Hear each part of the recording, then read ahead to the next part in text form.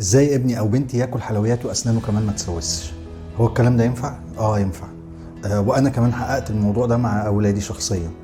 الموضوع محتاج ان احنا نفهمه بصورة اكبر او اوسع من كده شوية. التسوس بيتم ازاي؟ التسوس بيتم عن طريق ان في حلويات بتتاكل.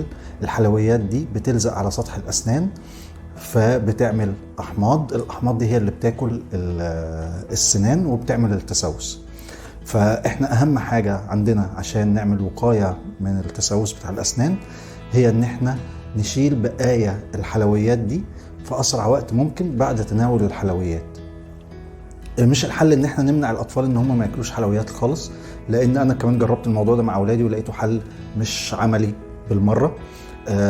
كنت مسيطر عليهم كويس جدا طول ما هم كانوا في البيت، لكن مجرد ما بينزلوا وبيروحوا المدرسة ولا بيروحوا النادي بيشوفوا الناس اصحابهم بياكلوا حلويات وبيشوفوا الاطفال اللي حواليهم، فبالتالي هم كمان ما بيقدروش ان هم يمنعوا نفسهم ان هم يتناولوا الحلويات دي. لما بينزلوا السوبر ماركت بيلاقوا الرفوف بتاعت السوبر ماركت مليانه اشكال وانواع كتير من الشوكولاتات والحلويات والحاجات اللي زي كده. طيب انا ازاي نجحت ان انا اخليهم ياكلوا الحلويات اللي هم عايزينها وفي نفس الوقت اسنانهم ما تسوسش؟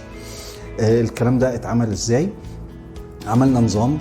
النظام ده ان احنا الحاجات الحلوه اللي هم عايزينها بنجمعها كلها ياكلوها مره واحده بس في اليوم.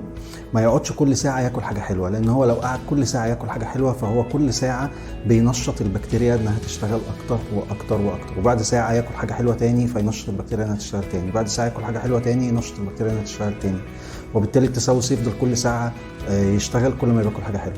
فاحنا نجمع له الحاجات الحلوه اللي هو عايزها وياكلها مره واحده، وبعدين يغسل سنانه بعديها على طول. ما يفوتش ساعة بعد أكل الحلويات إلا ويكون غسل سنانه، لأن زي ما اتفقنا إن أسنان الأطفال دي رفيعة جدا ورقيقة. التسوس على طول بيشتغل فيها في أول ساعة بعد تناول الحلويات.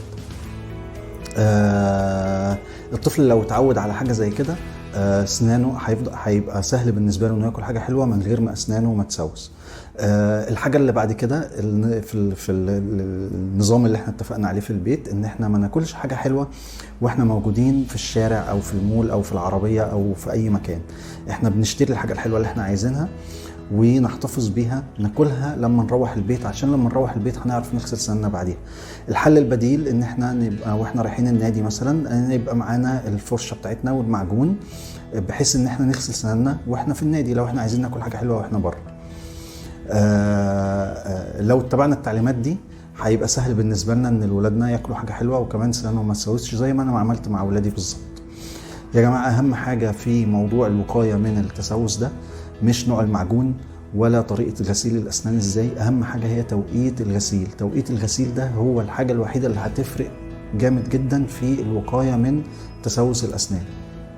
عشان كده دايما بتجيلنا اسئله كتير، احنا ولادنا بيغسلوا اسنانهم وبرضه اسنانهم بتسوس، ولما نسالهم بيغسلوها امتى يقول لك بيغسلها بالليل قبل ما ينام. طب ما كده الحاجات الحلوه اللي هو اكلها الساعه 4 والساعه 5 والساعه 6 والساعه 7 بالليل بعد ما رجع من المدرسه، كل الحاجات دي عمال ياكل فيها عمال ياكل فيها. هو ما استفادش كده من غسيل السنان اللي عمله بالليل، لان كده التسوس اصلا اشتغل من بعد ما اكل الحلويات من وقتها. فالتوقيت هو اهم نقطه في غسيل السنان عشان نحافظ على أسنان ولادنا من غير ما تسوس.